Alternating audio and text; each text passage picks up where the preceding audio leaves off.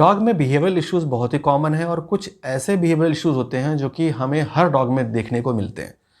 और ये क्या हैं, इनको हम कैसे समझें और इनकी ये हैबिट को कैसे हम दूर करें, इसके बारे में हम इस वीडियो में आपको बताएंगे। तो चलिए शुरू करते हैं।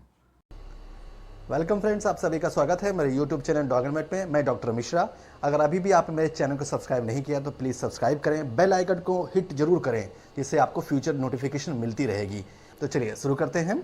नंबर 1 जो प्रॉब्लम है वो है सबसे कॉमन, ईटिंग पूप। अपनी ही पॉटी खाना या फिर किसी दूसरे एनिमल्स की पॉटी खाना। ये बहुत ही कॉमन इश्यूज़ होता है और काफ़ी एम्बैरेसिंग सिचुएशन होती है। हम काफ़ी ज़्यादा परेशान हो जाते हैं कि इस हैबिट को कैसे दूर करें। तो इसके लिए आपको समझना होगा कि ये कारण क्या है। नंबर 1 कारण है इसका जो है बोर्डम। डॉग जब बोर होता है तो इस तरह की हैबिट करता है। सेकेंड रीज़न है वॉर्म इन्फेस्टेशन, पेट में कीड़े रहेंगे तब भी इस तरह की हैबिट होगी। कभी कभी अटेंशन सीकिंग बिहेवियर में भी ये देखा जाता है। मान लीजिए डॉग अगर ये खा रहा है तो काफ़ी आप प्रोएक्टिव हो जाओगे, अटेंशन ज़्यादा दोगे उस पर कि ये क्यों कर रहा है।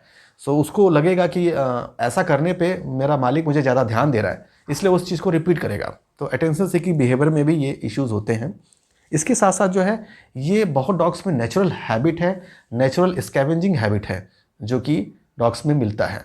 Okay, so natural scavenging habit में ये होता है कि डॉग इस तरह की चीज़ों को खाता है और उसमें न्यूट्रिशन खोजने की कोशिश करता है।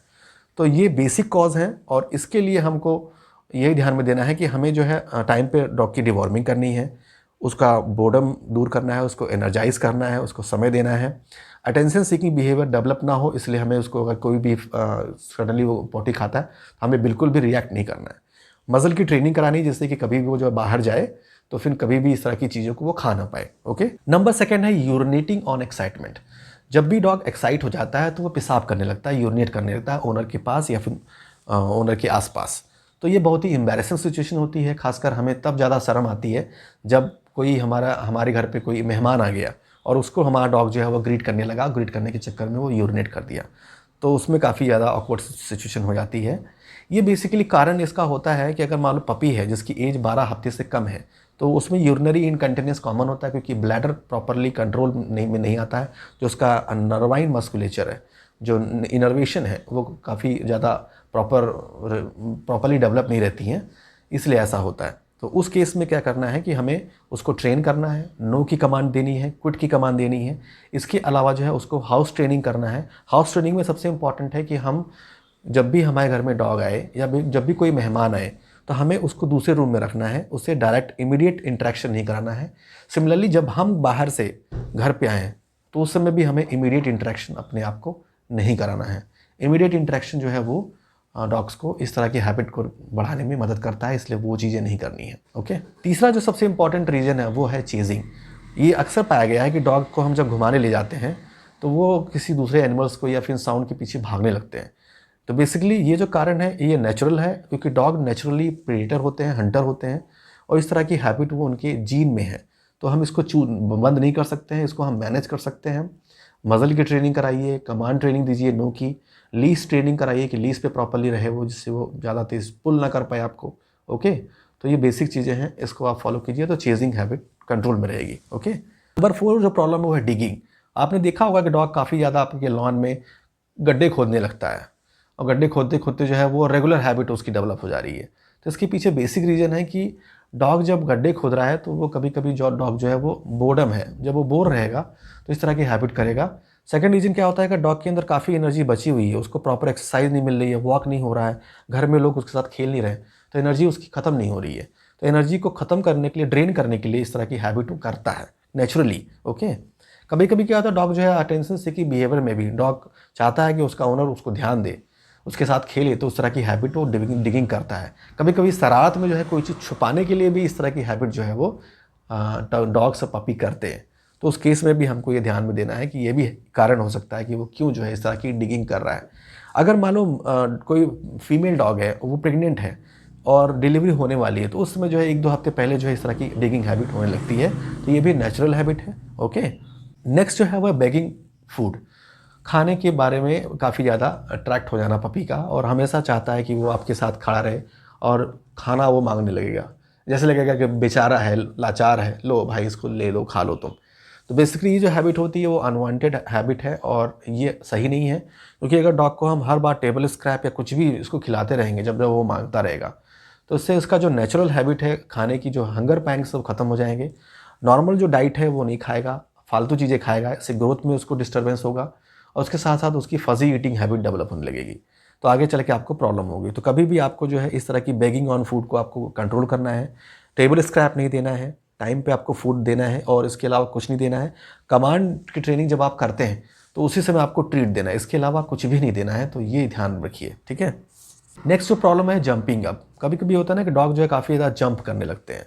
तो ये भी एक बहुत ही कॉमन बिहेवियरल इश्यूज़ हैं और ये भी पाया गया है कि जब कभी कभी डॉग जंप करके जब वो मिसचीफ करते हैं, जैसे लगता है कि वो उनको मीटिंग करना है किसी फीमेल डॉग से, मेल डॉग से, तो वो मेल पर्सन पे फीमेल पर्सन पे भी इस तरह का ऑकवर्ड बिहेवियर शो करते हैं।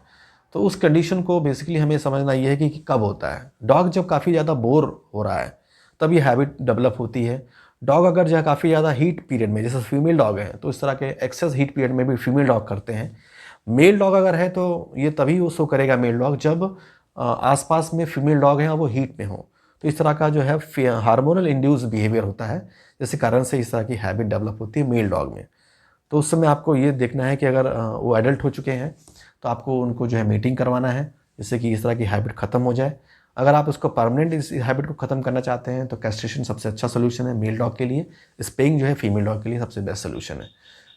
नेक्स्ट जो प्रॉब्लम है वो एक्सेस बार्किंग की है। डॉग काफ़ी ज़्यादा बार्क करता है। नॉर्मल बार्किंग तो नेचुरल हैबिट में आता है, बट एक्सेस बार्किंग अगर डॉग कर रहा है तो समझ जाइए कि जो है आपका डॉग जो है वो नॉर्मल नहीं है।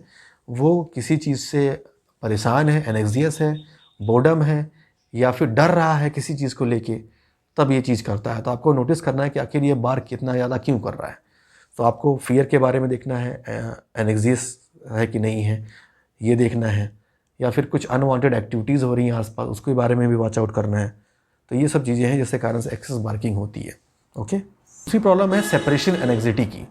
डॉग जो है काफ़ी ज़्यादा अपने मालिक के साथ प्यार करता है, काफ़ी अटैच रहता है।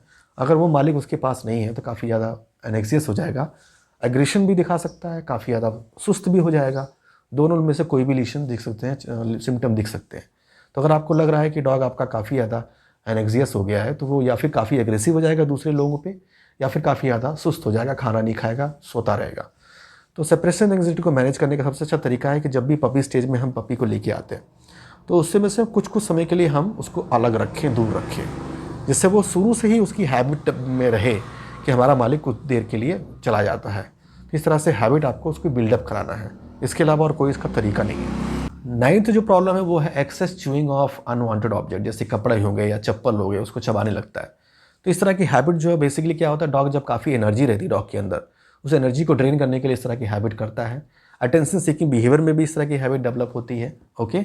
और इसके साथ साथ जो है कभी कभी जो है वो एग्रेशन में भी इस तरह की हैबिट करता है, या बोर्डम हो जाए, अब काफ़ी बोर हो जाए तब भी वो करेगा। तो आपको अपने पपी को समय देना है अच्छा खासा, और इसको दूर करने के लिए आपको डिस्ट्रैक्शन टेक्निक का इस्तेमाल करना है, जिसमें कि हम उसको कैरेट दे देंगे या फिर उसको कैल्शियम के टॉयज़ ला देंगे, उसको दे दीजिए। तो उस तरह के चीज़ों को जो है वो अनवांटेड चीज़ों को छोड़ के चबाएगा इस चीज़ों को। तो डिस्ट्रैक्शन टेक्निक बहुत ज़रूरी है।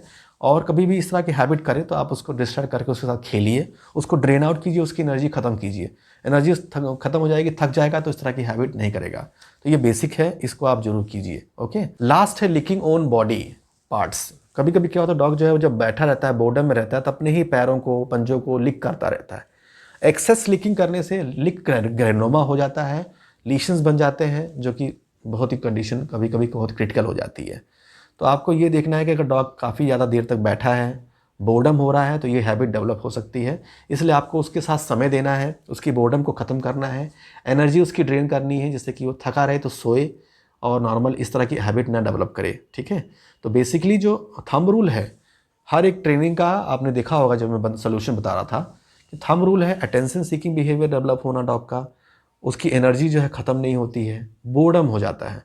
तो अगर हमें ओवरऑल अगर हम नटसेल में बताएं आपको कि अगर इस सभी बिहेवियर्स को अगर हम थंब रूल क्या है इनको ना डेवलप होने दें, उसको हम अच्छा समय दें, अटेंशन सीकिंग बिहेवियर बिल्कुल ना करने दें, और उसकी एनर्जी को ड्रेन करें, उसको एक्सरसाइज करवाएं, रनिंग जंपिंग के साथ प्ले करें उसके साथ, जिससे ही उसकी एनर्जी ड्रेन हो। एनर्जी उसकी बॉडी में नहीं रहेगी तो इस तरह की हैबिट डेवलप नहीं होगी।